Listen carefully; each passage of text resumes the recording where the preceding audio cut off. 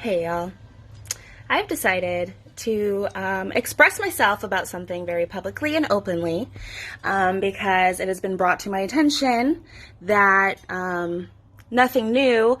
People don't like to hear from black women. Why? It's a long history of shit. We can talk about that another time. But more specifically, I want to talk about black women in strip clubs in Portland.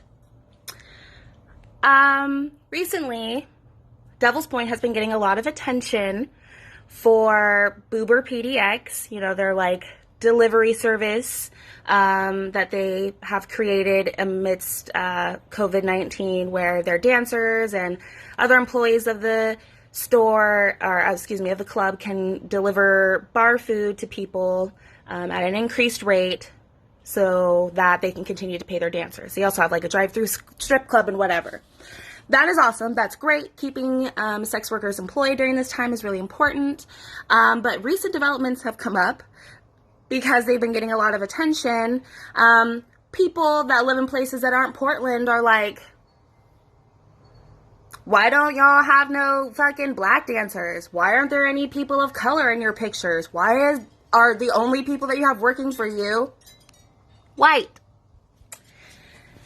So, amidst that, a lot of conversations have been started about the nature of strip clubs, and specifically Devil's Point, Lucky Devil, Devil's Point, however you want to say it. I just want to say this. If you are white, or if you are light complexion, or if you are of an ethnicity or race that comes across to others when they look at you as not being black, as being exotic, as being beautiful, like, by Western standards beautiful, because clearly black women are beautiful. That's no question. If you come across as white passing, meaning that when I look at you, you do not look like a black woman, you do not look like you are ethnically different than I as a white woman, then you are going to get benefits that other people don't. You can be POC and you can still be white passing.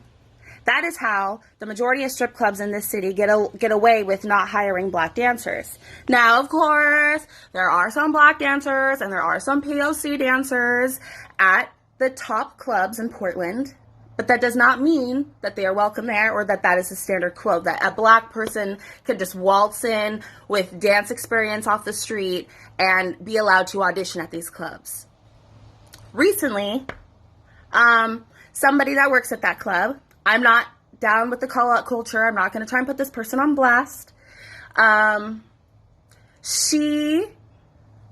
Actually, a few weeks ago when COVID started, I didn't know who she was, but I was tagged on her Instagram story as a black entertainer amongst a good couple, a dozen or so.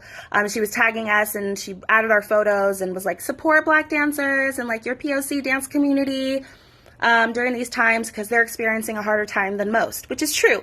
So that's how I heard of this girl. Then I saw that a few days ago she made a post talking about what I talked about with BooberEats and people saying that it's a racist club and that they don't have any dancers of color or black dancers.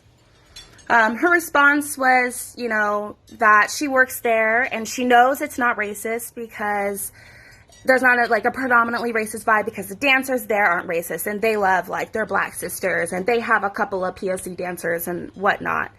And a couple of people were commenting on it, saying that they're expressing their own experiences, which would be the lived experience, not the perceived experience of a black or a POC person. The lived experience, they were sharing their lived experience, and their comments were being deleted. I decided to comment on it. I was very nice. I thought I was very eloquent with my words. And because I thought she was nice. The first time I'd ever heard of her, she was trying to get people to send me money and to tip me. So that's a friend of mine, right? So very eloquently, I spoke my truth my lived experience. And I was blocked. She blocked me. So I just feel like now, I really feel like it's the time to start having a conversation about what this city is really like and what it is like to be an entertainer with skin that looks like mine in a city that looks like this. We are experiencing times of change, times where people are realizing what it is actually like to live as a minority, not only as this country, but in places that are a little less progressed than other places. Portland, Oregon, Pacific Northwest, all y'all. And so it's time to start talking about it. This is something that I've felt very strongly about for a long time, but I didn't want to make waves. I didn't want to push buttons. I didn't want, to be targeted. And now that I'm not really in the stripping community, I feel like now that I feel safer to do that. And so let's fucking do it. Let's have a fucking talk. And I have a lot of time on my hands, so in the very near future, you may be seeing maybe an article of mine. Or I don't know. At this point in time, I don't know how to publish an article. Maybe I'll just write a really nice essay with links where you can check my work and see my sources, because it's time to have a fucking talk. I am pissed, but I'm not going to be a mad black woman. No, I'm not going to do that. I'm not going to be trashy. We're going to keep this nice. We're going to keep this cute. We're going to keep this educational.